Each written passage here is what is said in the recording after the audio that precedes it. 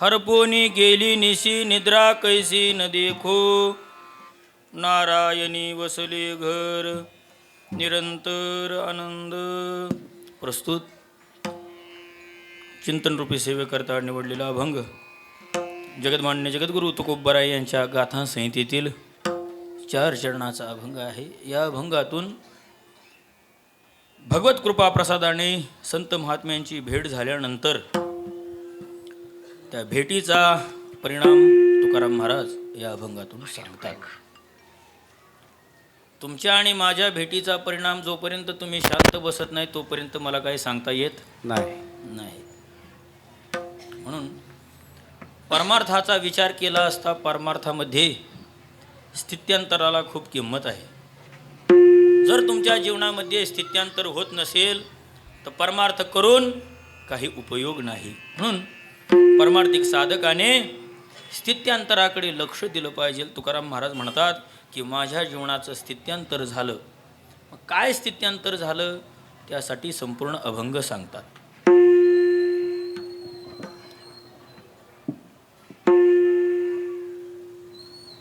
आजचा हा दिवस भारतवर्षाच्या दृष्टीने महत्मंगल असा पवित्र असा दिवस आहे. कारण की आज भारताचा प्रजासत्ताक दिन आहे.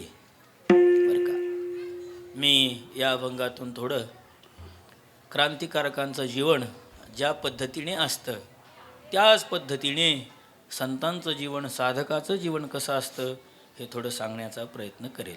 पण कुठपर्यंत करेल, जोपर्यंत तुम्ही शांत नाही बसणार तोपर्यंत सांगेल. नाहीतर मी काही ठरून आलेलं बुवा नाही.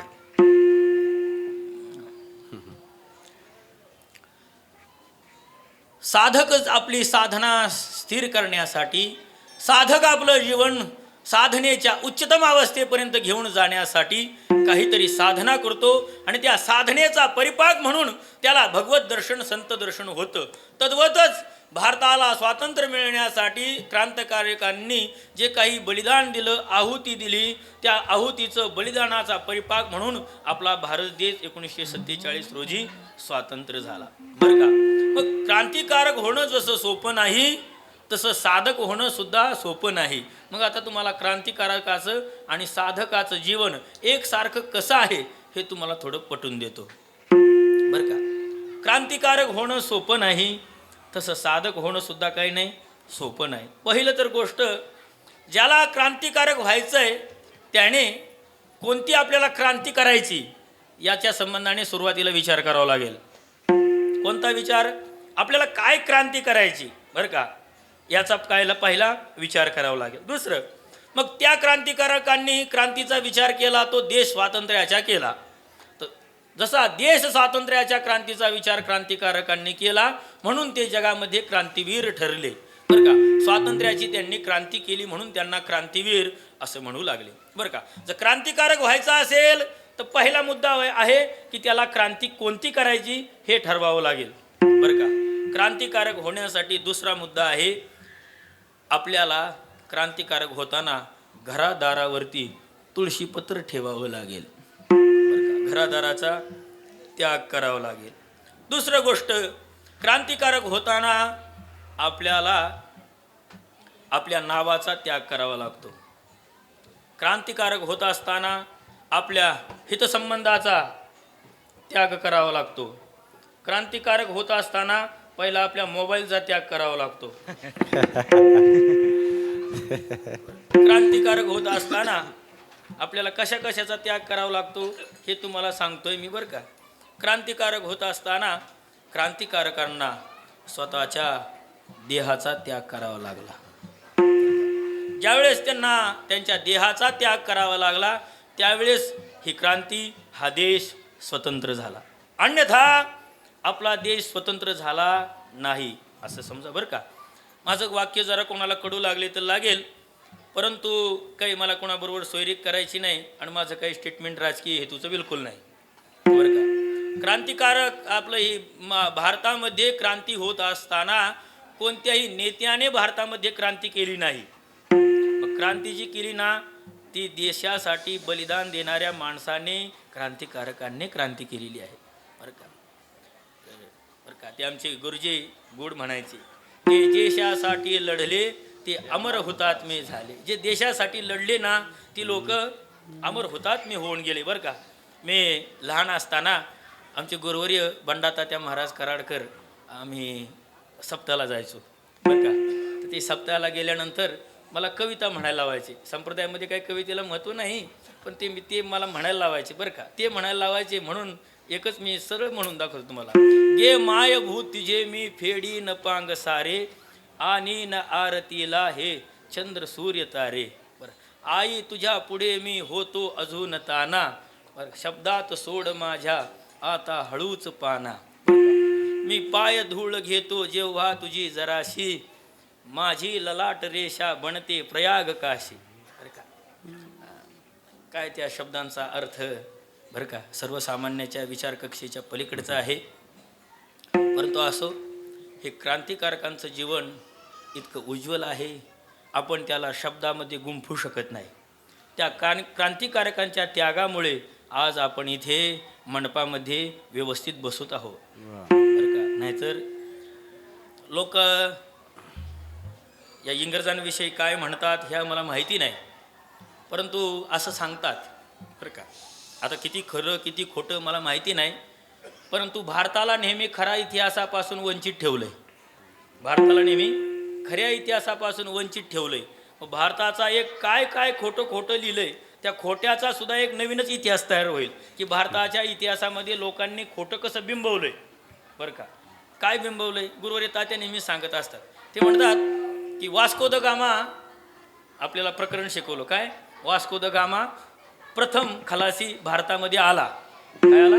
वास्को द गामा नावाचा प्रथम खलासी भारतामध्ये आला आणि त्यांनी भारताचा काय लावला? शोध लावला. किती साली? 1400 साली. 1400 काहीतरी आला तो. आणि काय लावला त्यांनी? भारताचा शोध लावला. 1400 साली वास्को द गामा भारतात आला आणि त्याने भारताचा शोध लावला. मग तिथून आधी काय भारतातले लोक भजी खात होते काय? अरे, वास्को द गामा भारतात येण्या अगोदर मुकुंदराजाने, ज्ञानोबारायांनी, भानुदास महाराजांनी दिव्यतम असं वाङ्मय तयार करून ठेवलं होतं. कधी? वास्को द गामा भारतात येण्याच्या अगोदर. आणि हे काय आपल्याला शिकवतात? काय लावला? भारताचा शोध कोणी लावला? वास्को द गामाने भारताचा शोध लावला. आणि आम्ही आतापर्यंत पेपरमध्ये काय लिहित होतो? वास्को द गामाने काय लावला? भारताचा शोध लावला. आणि त्याला आपल्याला किती मार्क पडत होते? पैकीच्या पैकी 10च्या 10. खरे खरं खरं खरं खरं. बाबा लॉर्ड मॅकॉलेने आपली जेवढी शिक्षण संस्था बर्बाद करून टाकली ना महाराज, तितकं आपलं कोणीच वाटोळ केलं नाही. आमची शिक्षण संस्था, आमची परंपरागत पद्धती, बरं त्याच्यावर कोणी लोक विचार करणारी सुद्धा माणसं नाहीत सध्या. का? कोणाला वेळच नाही त्याच्यावर विचार करायला. कठीण आहे. म्हणून अशा बारीक बारीक गोष्टी आहेत महाराज. असा अनंत विभूषित, अनंत असा संपन्न भारत देश ह्या क्रांतिकारकांनी स्वतंत्र केला. जसं क्रांतिकारकांनी भारत देश स्वतंत्र करण्यासाठी आपल्या प्राणाची आहुती दिली, ही जशी त्यांची क्रांती आहे, तसं साधकाने आपल्या जीवनामध्ये सद्गुरू भेट प्राप्त झाल्यानंतर त्याच्या जीवनामध्ये जो काही बदल होतो, तो बदलसुद्धा एक मोठी काय आहे? क्रांतीचा आहे. म्हणून साधकाला आपल्या जीवनामध्ये बदल घडवावा लागतो. मग साधकाला आपल्या जीवनामध्ये कोणता बदल घडवावा की जेणेकरून साधकाची दशा उत्तम होईल? बरं का, हा महत्त्वाचा मुद्दा आहे. परमार्थिक अवस्था ज्या ज्या लोकांना साध्य करायची त्या लोकांनी त्या लोकांनाच आमचं काही बोलणं कळेल, अन्यथा आमचं बोलणं सुद्धा काही गप्पा गोष्टी सारखंच वाटेल. म्हणून ज्याला परमार्थ काही साध्य करायचं आहे अशा साधकाने आपल्या जीवनाला सुरुवातीला एक केंद्रित केलं पाहिजे. ज्याला एक केंद्रित करता आलं त्याला परमार्थ यशस्वी झाला, साध्य झाला. मग जो परमार्थ एक केंद्रित होण्याच्या मार्गाने चालतो त्याला सद्गुरू संत महात्मे भेटतात. महाराज, सद्गुरू संत महात्मे कोणाला भेटतात? बरं का, साधकाच्या जीवनातले 3 वर्ग आपण सांगू. एक, जोपर्यंत त्याला सद्गुरूची भेट होत नाही तोपर्यंत त्याचं जीवन एकदा का सद्गुरूची भेट झाली, त्या भेटीचं जीवन आणि सद्गुरूच्या आशीर्वादानंतर त्या आशीर्वादाच्या बदल्यामध्ये त्याला आलेली जी अनुभूती आहे, त्या अनुभूतीचं जीवन, असं 3 पद्धतीने साधकाचं जीवन आपल्याला रेखाटता येतं. एक, सद्गुरूची भेट होत नाही असं जीवन. दुसरं, सद्गुरूची भेट झाली असं जीवन. आणि तिसरं, सद्गुरूच्या भेटीनंतरचं जीवन. म्हणून परमार्थाला याला उच्चतम विचार करायचा आहे, त्याने या 3ही टप्प्यांचा बारकाव्याने विचार करावा लागेल. म्हणून ज्याला याला बारकाव्याने विचार करता येईल त्यालाच काहीतरी परमार्थ साध्य होईल. कल्पना करा, तुम्हाला सद्गुरूची भेट होत नाही म्हणजे काय होते बरं का. परमार्थाचा विचार साधकाला जोपर्यंत सद्गुरूची भेट होत नाही तोपर्यंत त्याची स्थिती ही भ्रमजनित असते. मला सद्गुरू भेटतील का, माझा उद्धार होईल का, मला संत महात्मे भेटतील का, मला मोक्षाचं ज्ञान कळेल का, या विचारांच्या काहूरमध्ये, त्याच्या अंतःकरणात विचारांचं काहूरमा असतं. आणि त्या विचाराच्या स्पर्धेमध्ये तो आपल्याला योग्य मार्गदर्शक कोण भेटेल याच्या शोधात चालतो.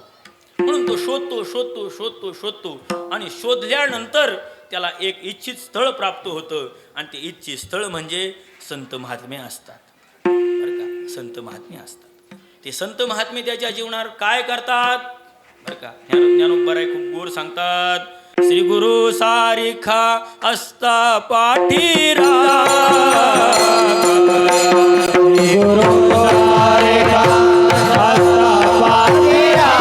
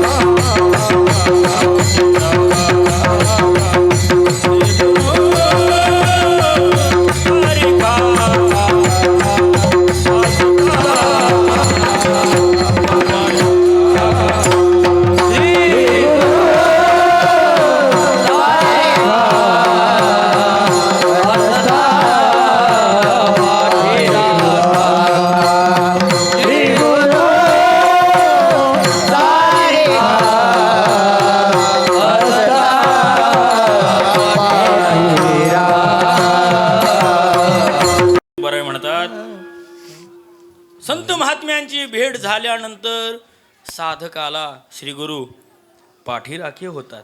मग त्या साधकाला संतांची भेट कधी होती? ज्ञानोबराय म्हणतात, ऐसे कर्मसाम्य जशा होय जेथ विरेशा सद्गुरु अपेसा भेटेची गा. बरं का, तुकाराम महाराज असंच सांगतात.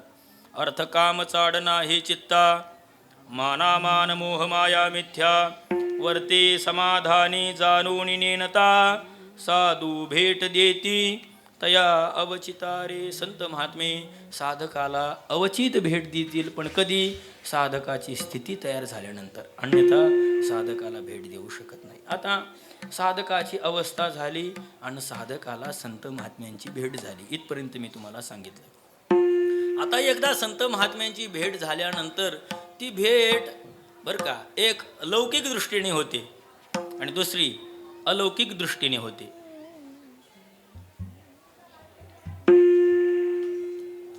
आता लौकिक दृष्टीने कशी होते? तर लौकिक दृष्टीने साधकाची भेट होते, साधकाला संतांची भेट होते. लौकिक दृष्टीने साधकाला संतांची भेट होते. कशी होते? बरं का, संतांना साधक भेटतो आणि साधकाला संत भेटतो. साधकाला ज्या वेळेस संत भेटतात त्यावेळेस साधक संतांना बाह्य अंगाने पाहतो. कशा बाह्य अंगाने पाहतो? बरं का, किती भेटा चांगला बांधलाय, किती पैरण चांगली बांधली, किती धोतर चांगलं बांधलंय, किती उपरणं चांगलं बांधलंय, या बाह्य अंगाने पाहतो. बरं का, साधकाने संतांना बाह्य अंगाने पाहू नये. जर बाह्य अंगाने पाहिलं तर त्याची फसगत झाल्याशिवाय राहणार नाही. बरं का, संत वचनामध्ये संत वाङ्मयामध्ये अशी अनेक उदाहरणं आपल्याला पाहायला मिळतात. बरं का, पंढरपूरला ज्ञानोबराय, निवृत्तीनाथ महाराज, सोपानदेव, मुक्ताबाई गेल्या आणि गेल्यानंतर देवाचं दर्शन झालं आणि देवाचं दर्शन झाल्यानंतर पंढरपूरचा नियम आहे, पाया पडे जण पंढरपूरला गेले नाही, पंढरपूरला गेले नाही, कुठेही गेलं तरी माणसाने एकमेकाच्या पाया पडावं. आपली झागिरी, आपली फुगेरी, आपली डंबेरी आपल्या घरी. परमार्थात आल्यानंतर काय करावं? नम्र झाला भूता तिने कोंडिले आनंद. बरं का, तुकोबराय म्हणतात बरं का, एकमेकाला हात जोडण्यास काय पैसे खर्च करावे लागतात का? बरं का, जी गोष्ट पैसे न खर्च करता होता होईल त्याला काय सहज करायचे असतात काही गोष्टी. तुकोबराय म्हणतात, खरे बोलता कोण लागती सायास. बरं, काय खरं बोलायला काय सायास लागतं का? लागत नाही. खोटं बोलायला सायास लागतं. खोटं बोलायला काय लागतं? सायास लागतं. खरं बोलायला सायास लागत नाही. का लागत नाही? बरं का, खरं बोलणाऱ्या माणसाला कधी काय खरं बोललंय याची आठवण ठेवावं लागत नाही, पण खोटं बोलणाऱ्या माणसाला काय करावं लागतं? मी कोणत्या माणसाला काय खोटं बोललोय हे काय करावं लागतं? नित्य आठवणीत ठेवावं लागतं. आणि ज्याला हे आठवणीत ठेवता येत नाही ना त्याचं खोटं पचत नाही, असं नियमच आहे बुवा. तसं पाया पडायला काय जातंय? सगळे लोक एकमेकाच्या पाया पडत होते. ज्ञानोबराय, निवृत्तीनाथ, सोपानदेव, मुक्ताबाई सगळ्यांच्या पाया पडत होते. बरं का, नामदेवराय सुद्धा गादीवर फडकरी म्हणून बसले होते. काय बसले होते? नामदेवराय सुद्धा गादीवरती फडकरी म्हणून बसले होते. सगळ्यांनी नामदेवरायांचं दर्शन घेतलं. काय? सगळ्यांनी नामदेवरायांचं दर्शन घेतलं, पण नामदेवराय सुदभर सुद्धा काय नाही झाले, वाकले नाही. का वाकले नाही माहिती आहे का? मी पंढरपूरचा आहे आणि ही लोक माझ्या गावात येतात. अजून सुद्धा पंढरपूरच्या लोकांना हाच अभिमान आहे. मी पंढरपूरचा आहे आणि ही सगळी माझ्या गावात येतात, त्यामुळे मी यांच्या पाया पडायचं काम नाही. बरं का, तीर्थावळीमध्ये नामदेवराय सांगतात बरं का, विद्या, वय, जाती, कुळाचा अभिमान.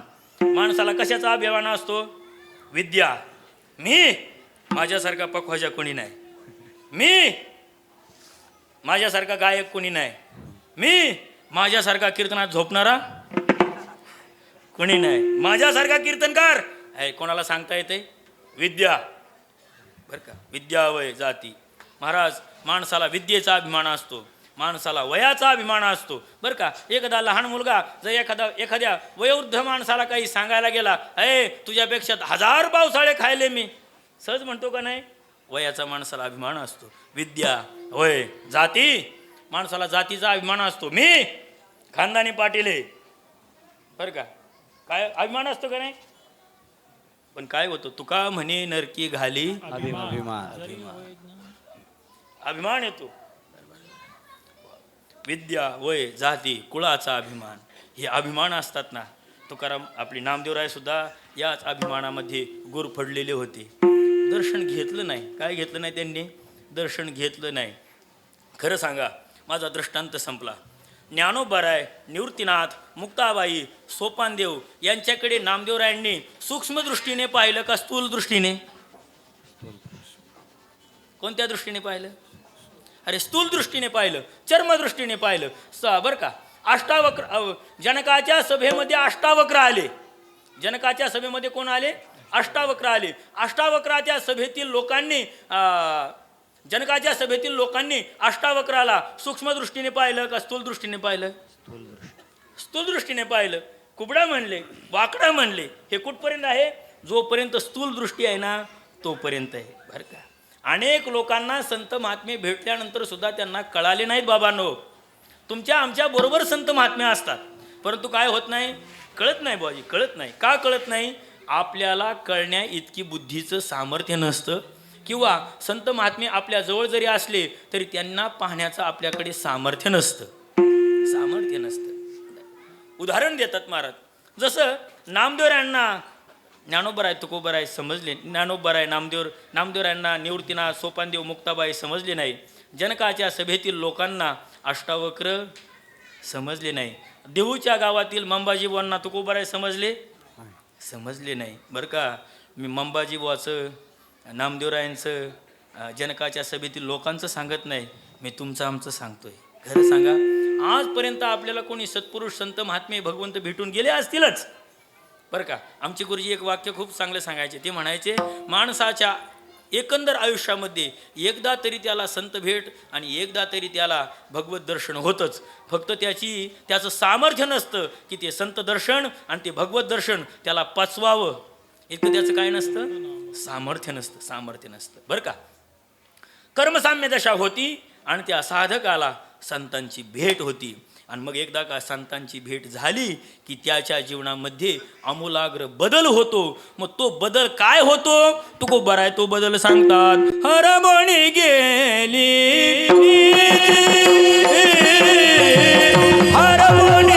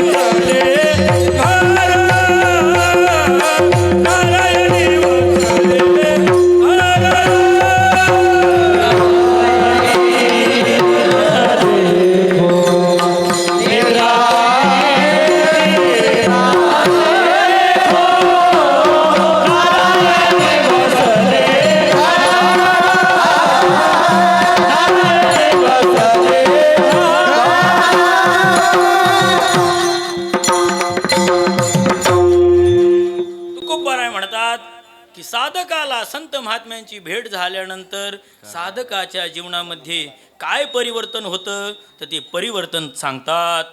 हरपोनी गेली निसे निद्रा कैसे न देखो. परमार्थामध्ये पालटाला किंमत आहे.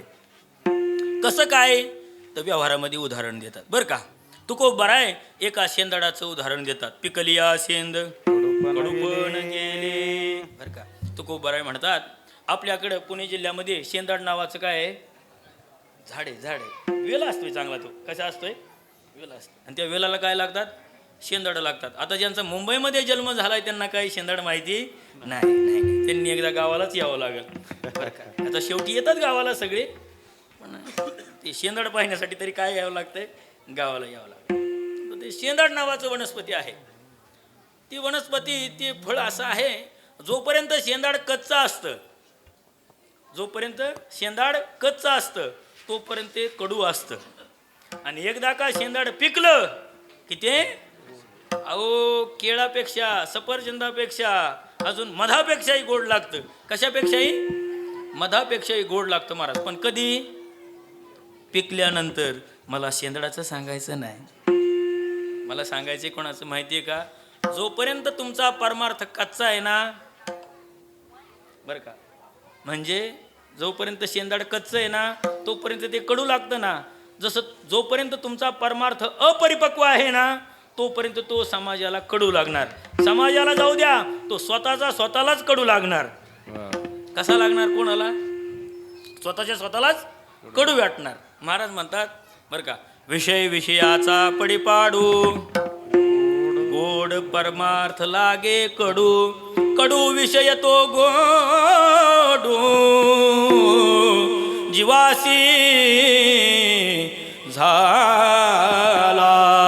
महाराज म्हणतात की त्या साधकाला जोपर्यंत त्याला त्याची अपरिपक्व अवस्था आहे तोपर्यंत त्याला ज्या परमार्थातल्या ज्या चांगल्या चांगल्या गोष्टी आहेत त्याला कडू वाटतात. बरं का, अपरमार्थी माणसाला टाळ वाजलं की डोकं दुखणार. कोणाला? अपरमार्थिक माणसाला. भजन करायला लागलं की त्याचं पित्त उठणार. अनेक लोकांचं उठतं सप्त्याच्या टायमाला. सप्ताह बंद झाला की ते एकदम कसे असतात, वा वा वा वा, कुंभकर्णानंतर त्यांचाच नंबर, असे असतात. परंतु माझा सांगायचा मुद्दा हा आहे की साधक जीवन कसं आहे, की साधक जीवन अपरिपक्व आहे. साधक जीवन कसं आहे? अपरिपक्व.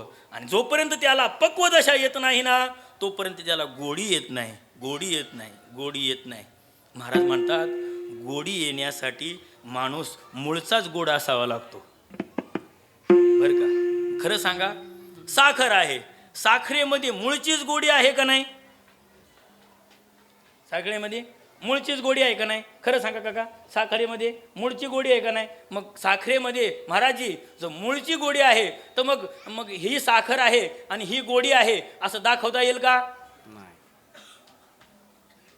काय महाराजी, तुमच्या बेळगावमध्ये काय आहे का असं काय? ही साखर आहे आणि ही गोडी आहे असं सांगता येईल का? नाथ महाराज गोड उदाहरण देतात. नाथ महाराज म्हणतात, साखर दिसे परी गोडी न दिसे,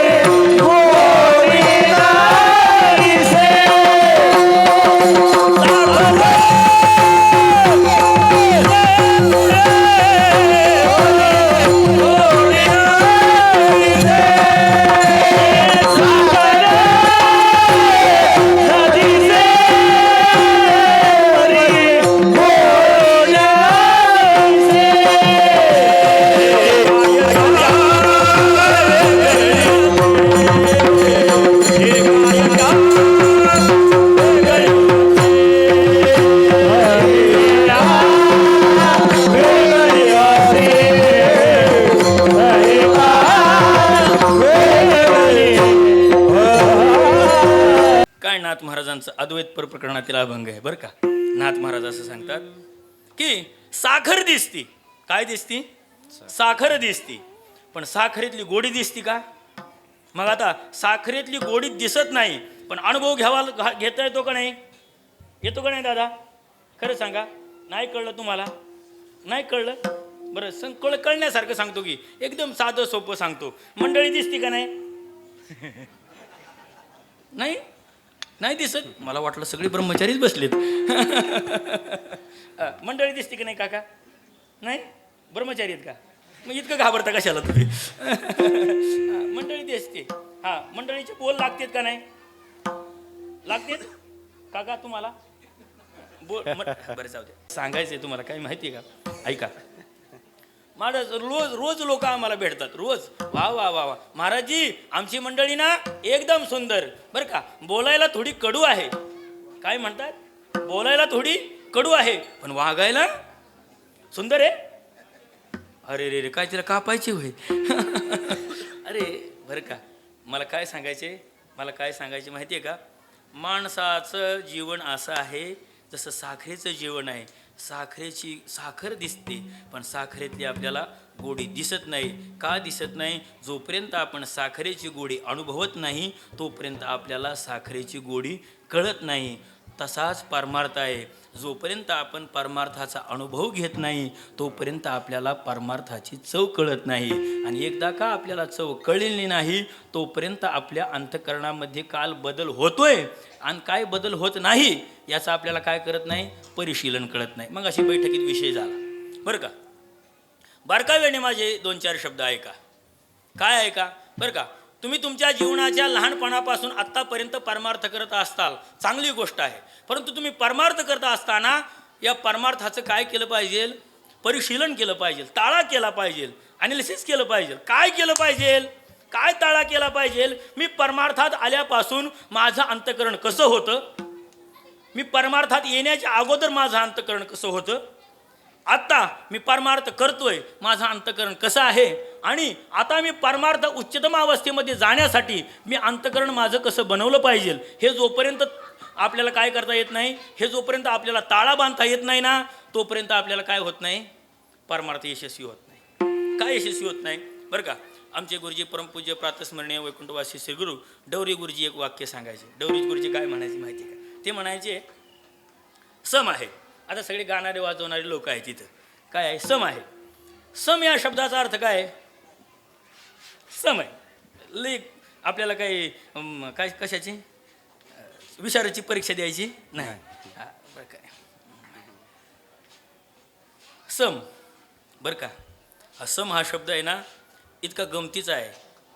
सम म्हणजे तालाची शेवट आहे आणि समज तालाची सुरुवात आहे. सम म्हणजे काय? तालाचा शेवट. शेवटी काय यावं लागतंय?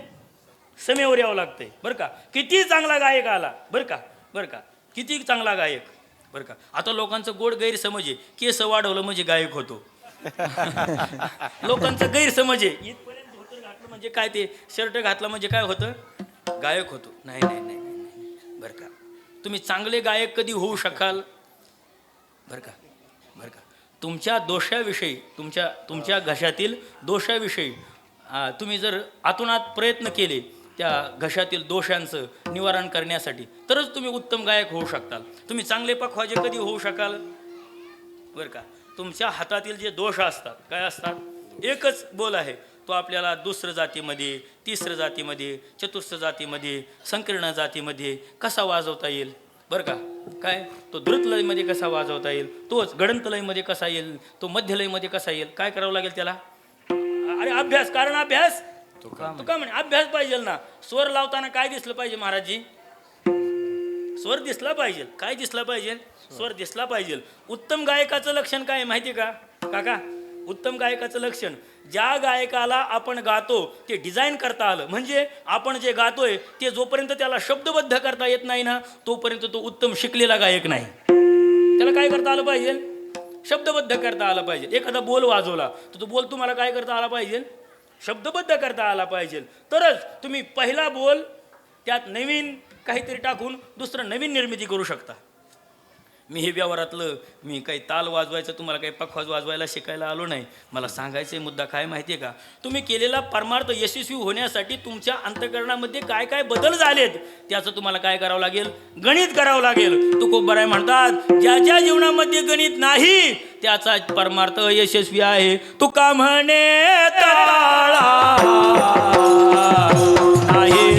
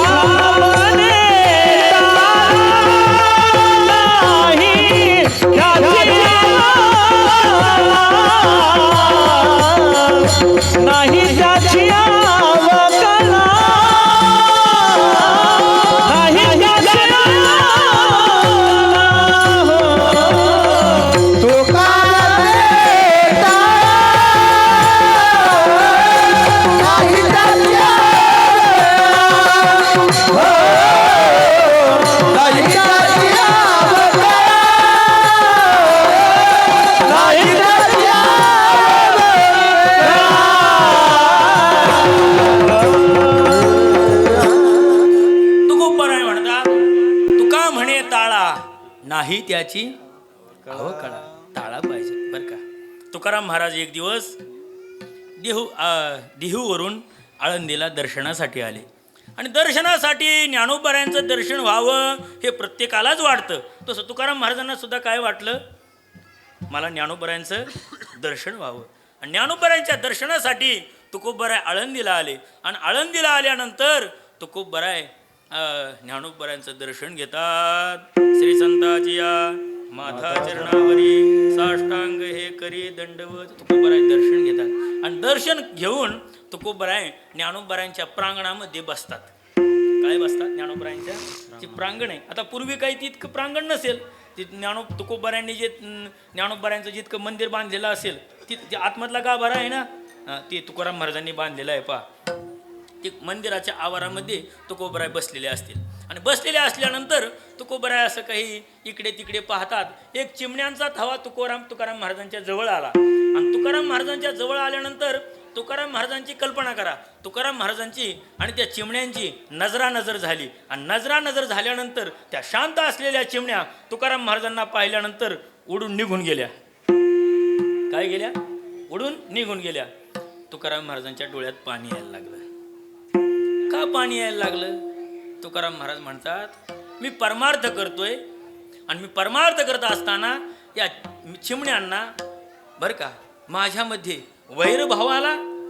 माझ्यामध्ये काय आला, वैरभाव आला आणि वैरभाव आल्यामुळं यांच्यात आणि माझ्यात त्यांना भेद दिसला, त्यामुळे त्या उडून गेल्या. मी किती अपराधी आहे, मी किती अयोग्य आहे. बरं का, तुकाराम महाराज काय करतात, आत्मचिंतन करतात. मी किती अयोग्य आहे, मी किती अवगुणी आहे की माझ्यामुळं या चिमण्या उडून गेल्या. तुकाराम महाराजांनी ज्ञानोबारायपाशी धरणं धरलं आणि तुकोबराय म्हणतात जोपर्यंत या चिमण्या माझ्या अंगावरती येऊन बसत नाही ना तोपर्यंत मी नामस्मरण थांबवत नाही. काय करत नाही, तोपर्यंत मी नामस्मरण थांबवत नाही.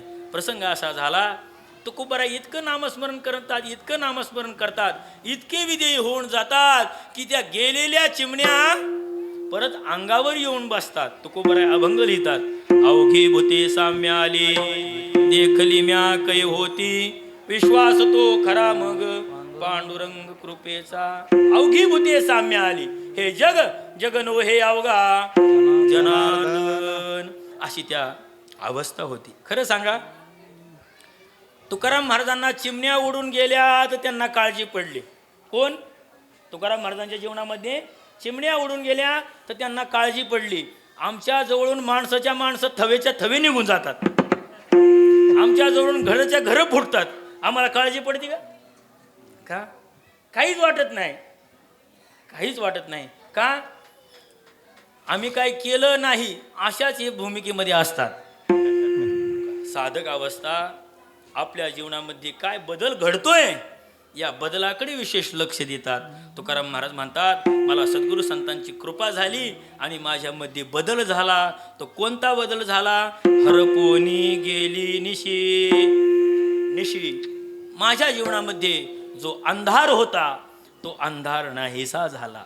मग कोणता अंधार होता?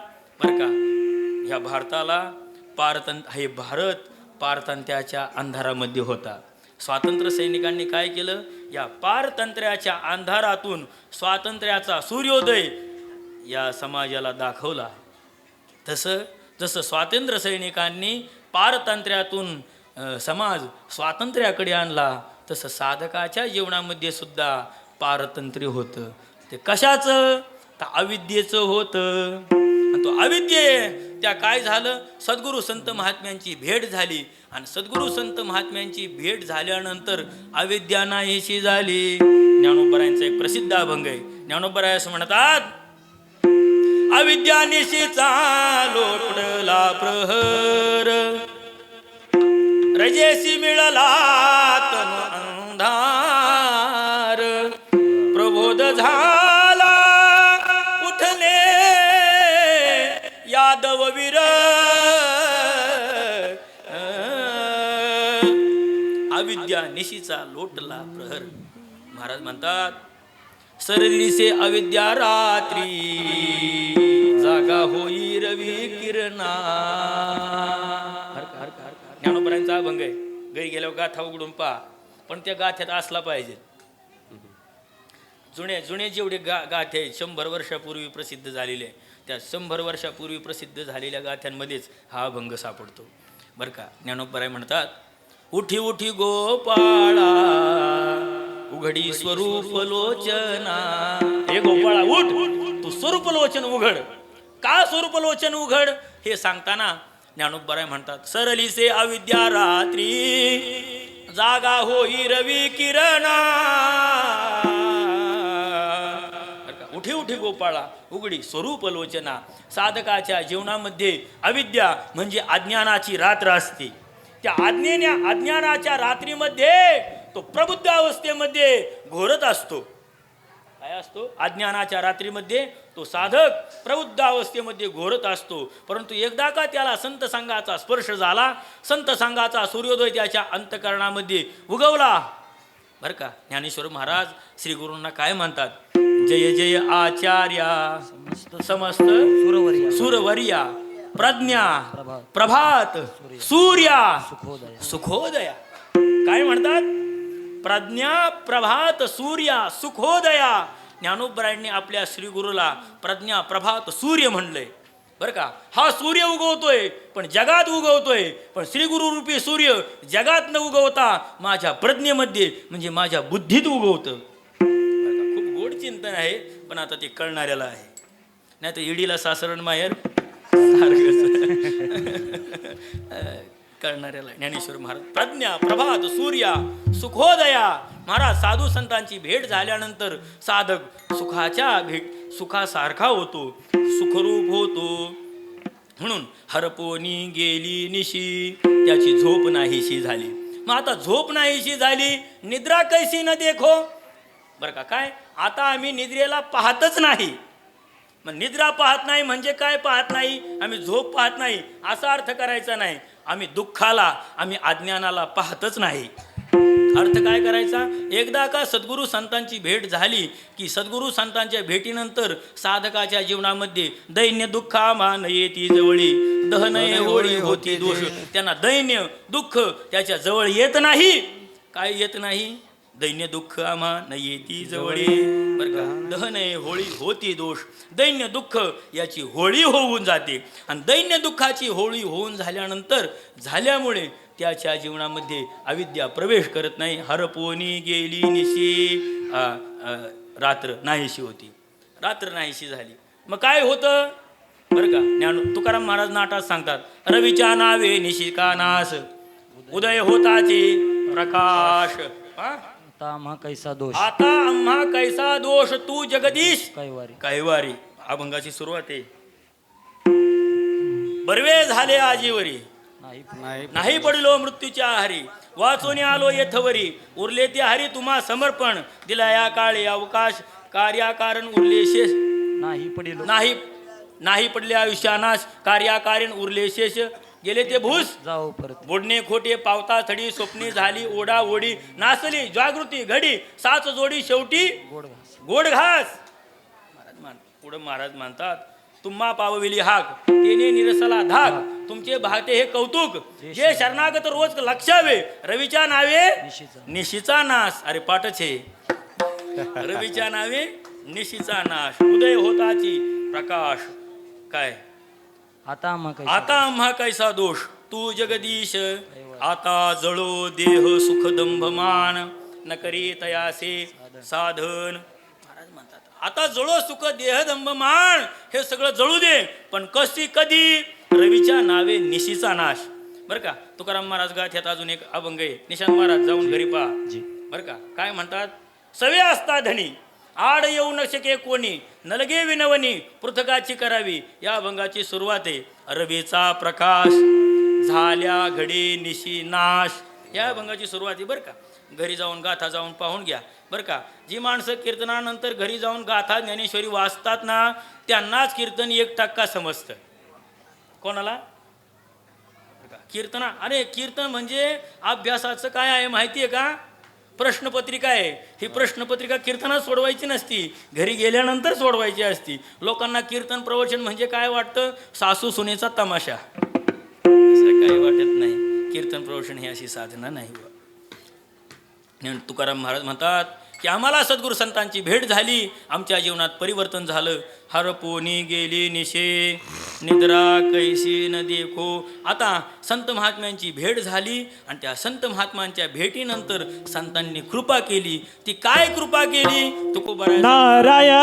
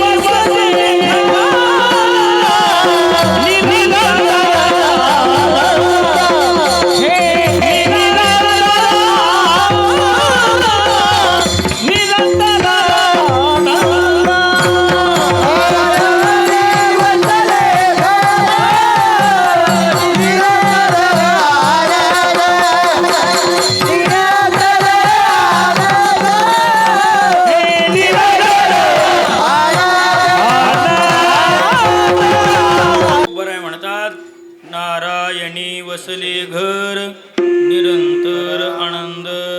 नारायणाने माझं घर वसवलं म्हणजे काय झालं.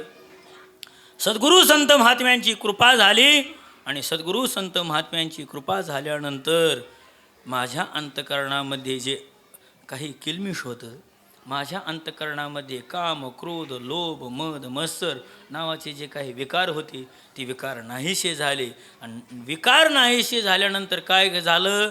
भगवंत प्रवेश भीतरी केला देवे, भगवंताचा प्रवेश होतो. महाराज म्हणतात पण भगवंताचा प्रवेश होण्यासाठी काय करावं लागतं? काम क्रोध केले घर रीते, काम क्रोध आणि घर रिकाम केल्यानंतर देव घराला येतो. काय येतो? देव घराला येतो. मग का हो? देव घराला येण्यासाठी काय करावं लागेल? तो कामने चित्त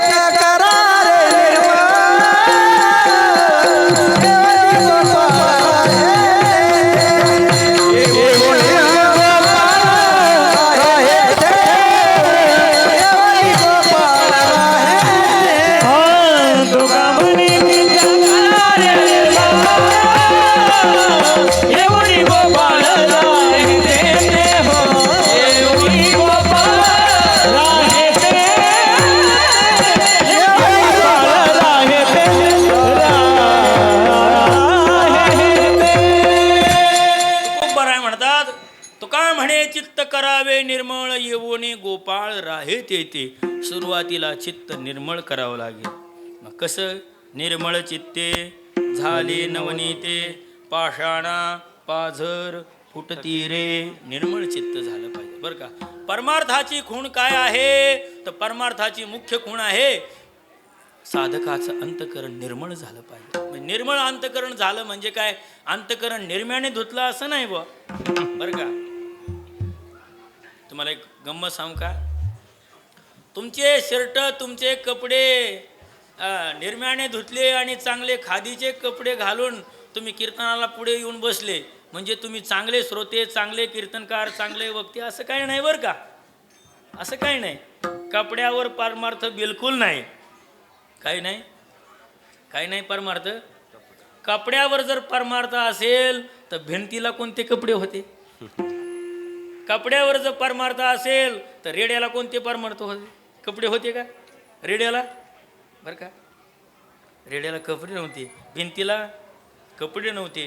ज्ञानोबराय तुकोबरायांच्या घोड्याला कपडे आहेत का? नाही नाही. त्यांना लागलेल्या ते बैल असतात. खरं सांगा, ज्ञानोबरायांच्या रथाला काय असतात? बैल असतात. तुकोबरायांच्या रथाला काय असतात? बैल असतात. खरं सांगा, त्या बैलांपेक्षा आपण अभागी आहोत का नाही? काय आहेत आपण? त्या बैलांपेक्षा काय आहेत? अभागी आहोत. त्या बैलांना आळंदीपासून पंढरपूरपर्यंत आणि पंढरपूरपासून आळंदीपर्यंत ज्ञानोबराय तुकोबरायची संगत आहे महाराज. आणि आपल्याला पाहिलं की ढकलून देते महाराज. आपले पुणे जिल्ह्यातले लोक आणि मराठवाड्यातले लोक याच्यात फरक आहे बरं का. मामा, सवाजी मामा, काय फरक आहे सांगू का तुम्हाला? आपले लोक 50 तास 48 तास दर्शनाला उभं राहतील. नाही, किती तास? 60 तास ते लोक काय करतात? उभं राहतील. आपल्या लोकांना जर जाऊन विचारलं ना, मामा किती वेळ लागला आपलं दर्शनाला? नाही नाही म्हणाली. धोंडोबन दादाच्या तिथंच वर चढलो. मामाला लक्षात आलं मला कोणाला सांगायचे. मी म्हणलं रात्री आले, आमच्या नंतर झाले आणि दर्शन घेऊन आले. कसं काय आले? आम्ही आलो तर दर्शन बारी लांब होती. म्हणजे तुम्हाला खुशकीचा मार्ग लक्षातच येणार नाही. काही काही लोक दर्शनासाठी कसे असतात? उतावीळ असतात. खरं सांगा, ती अवस्था आहे. ती काय आहे? अवस्था आहे, अवस्था आहे, अवस्था आहे. तुकोबराय म्हणतात देवाचा प्रवेश निर्मळ अंतकरणामध्ये होतो. ज्याचं अंतकरण निर्मळ नाही ना, त्याच्या अंतकरणात देवाचा प्रवेश नाही. बरं का, प्रवेश नाही. एक गवळण सांगतो तुम्हाला. एक गवळण देवाबरोबर खेळ खेळू लागले आणि खेळ खेळता खेळता खेळता देव आणि ते म्हणू लागले की अरे आपण खेळ खेळतोय पण या खेळाला काहीतरी पणाला लावलं पाहिजे. काय लावलं पाहिजे? पणाला लावलं पाहिजे. असं म्हणतात. मला काही अनुभव नाही. लोक जुगार खेळतात पण जुगारीला काय लावतात? पैसे लावतात ना. आता आपल्याला सगळ्यात मोठा जुगार माहिती आहे ना. पांडवांनी काय खेळला होता? द्यूत म्हणजे काय? जुगार. जुगार खेळला होता. त्यांनी काय लावलं होतं? स्वतःची संपत्ती लावली होती. परिणाम काय झाला? बघा, आता महाभारत झालं आणि काय झालं, परिणाम काय, महाभारत झालं आणि परिणाम काय झाला. तसं ती राधा आपलं गवळण आणि देव खेळ खेळायला लागले, सोंगट्याचा खेळ खेळत होते. गवळण, अरे खेळामध्ये मजा नाही का देवा, मजा नाही, अरे काहीतरी पण पाहिजे बरं का, काहीतरी वस्तू पणाला लावली पाहिजे तर खेळण्यात मजा आहे.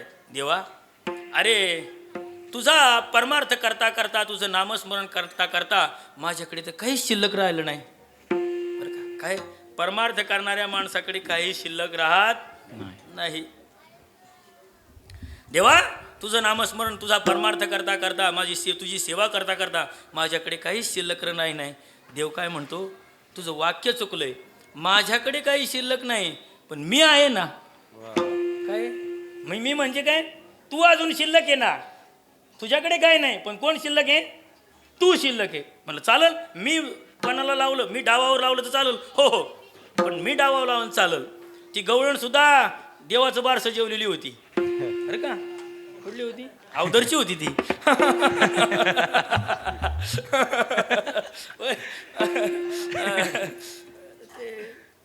ती गवळण काय म्हणते देवाला, मी पणाला लावते पण एक आठ आहे.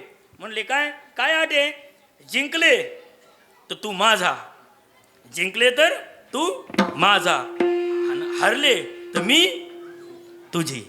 काय वाक्य सांगितलं मामा, जिंकले तर तू माझा आणि हरले तर मी तुझी. खेळ रंगाला आला, खेळ सुरू झाला बरं का. कवड्या टाकतात, सोंगट्या पुढं करतात, टाकतात, सोंगट्या पुढं करतात, कट टाकतात, सोंगट्या पुढं करतात. आता ते देव होता महाराज, एक असा पासा टाकला की खेळच पलटून टाकला बरं का. आता पाचशे पडले होते, मुंबईच बदलून टाकली, नको त्याचा विस्तार करायला. ते असा पासा टाकतेत की काय करतात, सगळा खेळच बदलून टाकतात. तसं कळलंच नाही काय झालं. क्षणार्धात गवळण जिंकणार होती, क्षणार्धात काय झाली महाराज, गवळण जिंकणार होती, गवळण जिंकणार होती. आता गवळण जिंकणारच या भूमिकेतून गवळण आनंदी होती.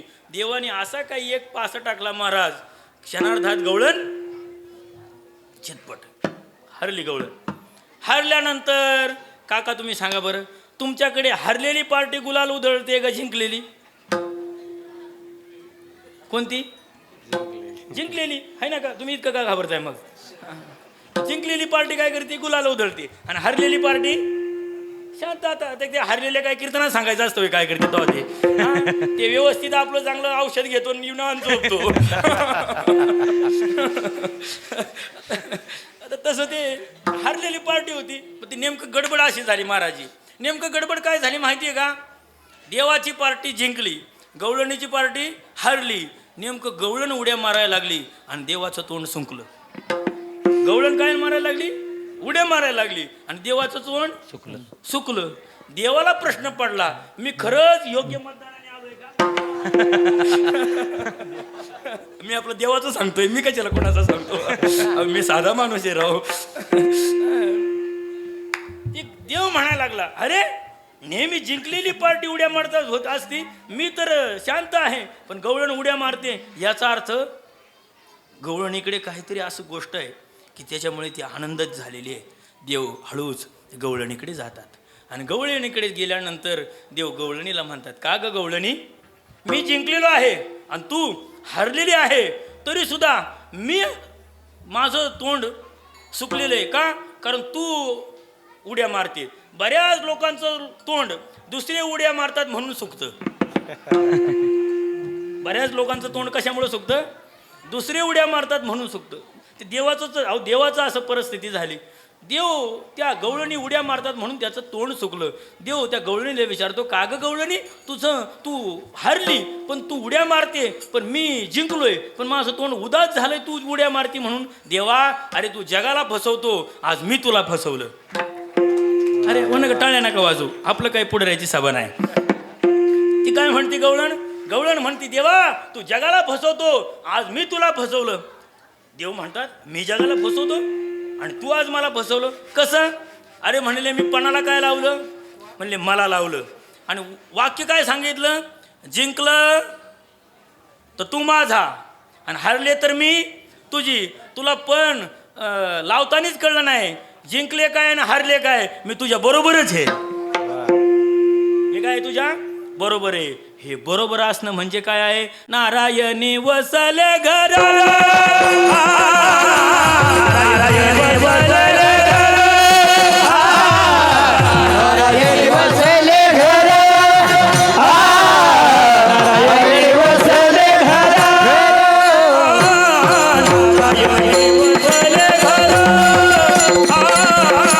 नारायणी वसले घर, नारायणी वसले घर. नारायणी वसले घर, नारायणी वसले घर. निरंतर आनंद, निरंतर आनंद, निरंतर आनंद. नारायणी वसले घर, नारायणी वसले घर.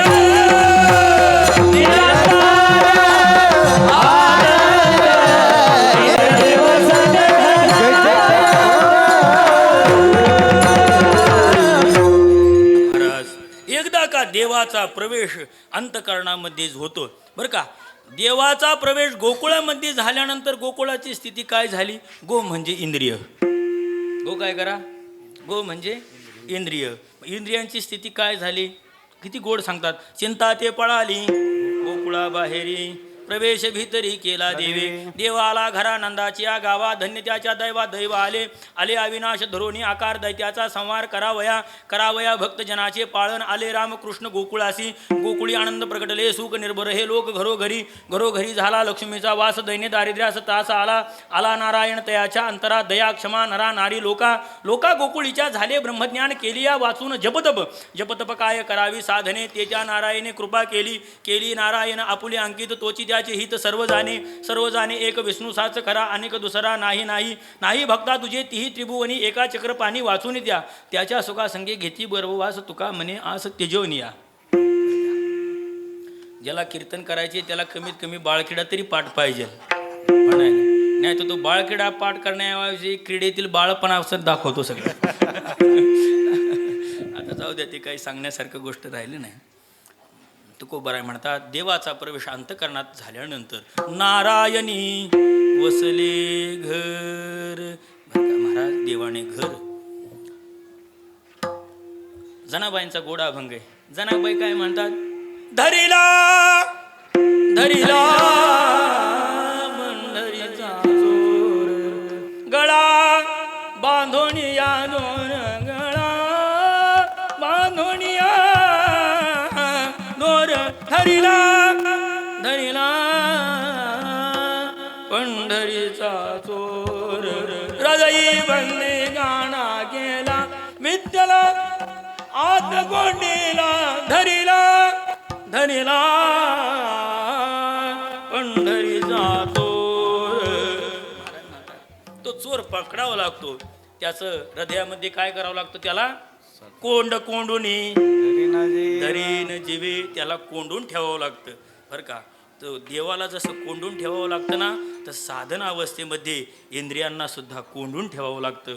जो इंद्रियांना कोंडून ठेवतो त्याच्याच घरी देवाचं आगमन होतं. नारायण वसले घर निरंतर. मग ज्याच्या घरामध्ये नारायणाचं आगमन झालं त्याच्या जीवनात काय बदल होतो? निरंतर आनंद.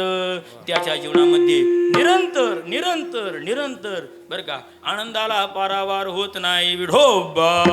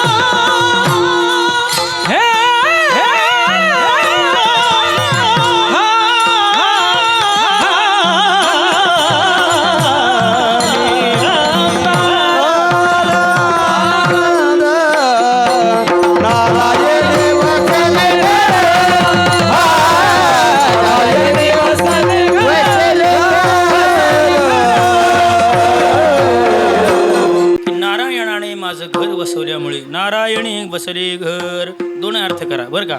नारायणाने माझं घर वसवलं असाही अर्थ करता येईल आणि नारायण घरी वसला असाही अर्थ करता येईल. सद्गुरु कृपा झाली. आता दोन्ही शब्दाच्या अर्थामध्ये परत दुसरं एक नवीन कीर्तन होईल, पण आता ती आवरून घेतो मी. नारायणी वसले घर, नारायण घर वसले. परिणाम काय झाला? निरंतर आनंद माझ्या जीवनामध्ये बरं का, आनंद झाला. नुसता आनंद झाला नाही, निळोबरायांची गवळण आहे. आजी आनंदासी आनंद माझा झाला, आजी आनंदासी आनंद माझा झाला. आनंदाला आनंद झाला, हर्षाला हर्ष झाला, सुखाला सुख भेटू आलं. कशासाठी? आज श्रीरंग निज दृष्टी स्थिरावला. म्हणून महाराज म्हणतात अवघा हृदविला ठाव, देवाचा ठाव हृदयामध्ये प्रविष्ट झाला आणि गेला वाव मी माझे. बरं का, देवाचा प्रवेश हृदयामध्ये झाल्यानंतर देव साधकाचं अस्तित्व नाहीसं करतो. काय करतो? बरं का, गवळणीला देवाची संगत झाल्यानंतर गवळण म्हणते, बरं का, गवळण म्हणते याती कुळ माझे गेले हारोनी, श्रीरंगा वाचोने आणून माझं काय हरपलं? याती कुळ माझे गेले हरपुणी. माझं सर्व हरपून गेलं. कोणामुळं? देवाचा प्रवेश झाला. बरं का, एकदा का अंतकरणामध्ये देवाचा प्रवेश झाल्यानंतर साधक स्वतःला विसरून जातो.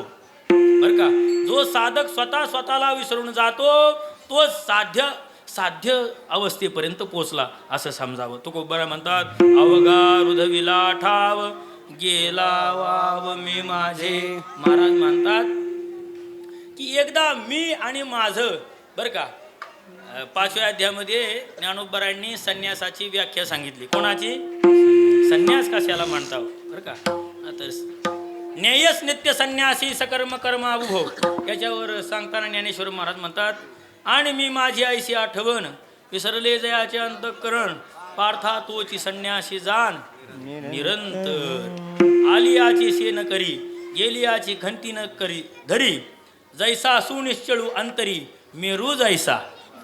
ज्याप्रमाणे हिमालयासारखा पर्वत आहे आणि हिमालयासारख्या पर्वताला अति थंडी वाजते, बर्फ पडतोय, ऊन लागतंय, वारा येतोय, ऊन लागतंय, वारा येतोय, थंडी वाजते, हिमालय हलतोय का? खरं सांगा. हिमालयाने ठरवलं आता या हिवाळ्यामध्ये जरा जास्तच थंडी वाजते, जरा मुंबईला सोडून देऊ, तर जमल का? जरा आपण जरा म्हणले गिरगावची चौपाटी फिरून येऊ, कोणी ठरवलं? हिमालयाने. जमेल का? नाही नाही नाही नाही. तो त्याचं काय नाही, त्याचं जो स्थैर्य आहे तो कोणत्याही परिस्थितीमध्ये त्याचं स्थैर्य ढासळून देत नाही ना, तसंच संन्याशाची परिस्थिती असते. एकदा का भगवत साक्षात्कार झाला त्याला सुख येऊ दुःख येऊ, तो त्यापासून डळमळत नाही. अवघा हृदविला ठाव, गेला वाव मी माझे. आणि एकदा का वाव म्हणजे काय, मी आणि माझं हे नाहीच झालं, ती नाहीस झाल्यानंतर त्याची अवस्था काय होते? तुकोबराय म्हणतात तुका म्हणे एके ठाई, तुका म्हणे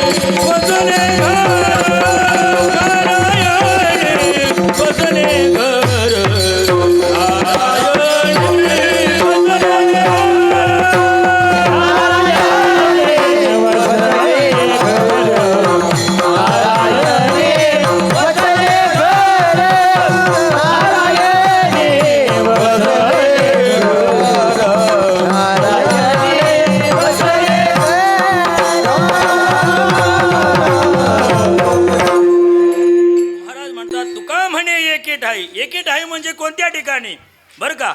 साधकाच्या जीवनामध्ये भेद आहेत. कोणते भेद आहेत बरं का. सजातीय, विजातीय बरं का. काय स्वगत, सजातीय, विजातीय 3 भेद आहेत.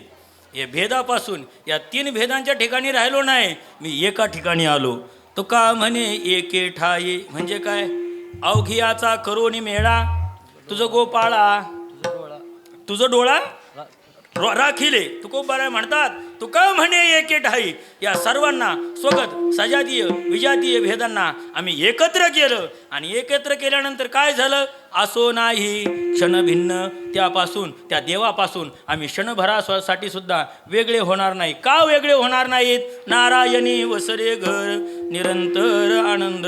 मग असा परमार्थ कोणाला झाला. जगामध्ये 2च महात्म्यांना झाला. ज्ञानेश्वर